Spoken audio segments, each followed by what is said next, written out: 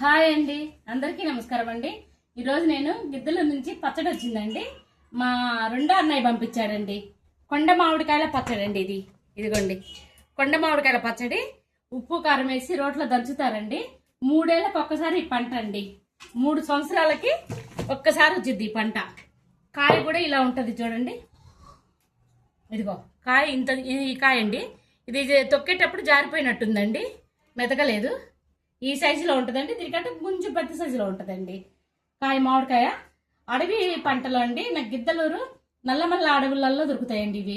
దిగోమెట దగ్గర ఇంకెక్కడ దొరకవండి ఈ పంట. 3 ఏళ్ళకి ఒకసారి దొరుకుతాయి. నేను 2 ఏళ్ల నుంచి అడుగుతుంటేనండి మా రెండో అన్నయ్య తీసుకొని, మా రెండో అన్నయ్య భార్య దంచిందండి. నాకు పెద్ద రోలు లేదండి ఇంట్లో, అందుకని చెప్పి రోట్లో దంచి పంపించింది నాకు. వదిన నువ్వు ఉప్పు కారాలు నువ్వు కలుపుకో వదిన అని చెప్పింది. అమ్మాయి కూడా వేసిందండి. నాకు నచ్చినట్టు కలుపుకున్నానండి. ఇది చూడండి, కాయ చూడండి ఇట్లా ఉంటుంది. ఇది కాయ అండి. వేడివేడి అన్నంలోకైనా సద్దన్నంలోకైనా చాలా బాగుంటుందండి. ఇది 3 ఏళ్ళు నిలువ ఉంటుందండి. దీంట్లో ఆయిల్ లేదండి. ఆయిల్ వేసే పనే లేదు. ఒట్టి ఉప్పు కారం చిన్నులపాయలండి. ఇది ఇట్లా కలుపుకోవడం పెట్టుకున్నామంటే రోట్లో వేసి దంచుతారండి. రోకళ్ళు తీసుకొని దంచుతారు బాగా. చాలా టేస్ట్గా చాలా బాగుంటుందండి.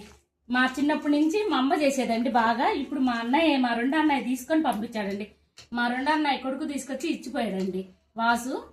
చాలా టేస్ట్గా బాగుంటుందండి. ఈరోజు వంకాయ వండి రసం పెట్టానండి. ఎవరే కానీ తినలేదండి. ఈ కూర ఈ పచ్చడి వేసుకుని తిన్నారండి అందరూ. చాలా టేస్ట్గా ఉంటుందండి. ఇంకేమీ అసలు చూడండి, ఆయిల్ లేని హెల్తీ ఫుడ్. పుల్లటి కాయ అండి. కాయ కూడా ఈ పులుపుని పట్టి ఉప్పు కారాలు వేసుకోవాలండి. మనం దంచేటప్పుడే పులుపుని బట్టి ఉప్పు కారాలు వేసుకోవాలి. చూడండి, ఇది కాయ ఇంతనే అమ్ముతారంటండి. ఈ సైజు కాయ చూడండి. చాలా అరుదైన మామిడి పళ్ళు అండి ఇవి.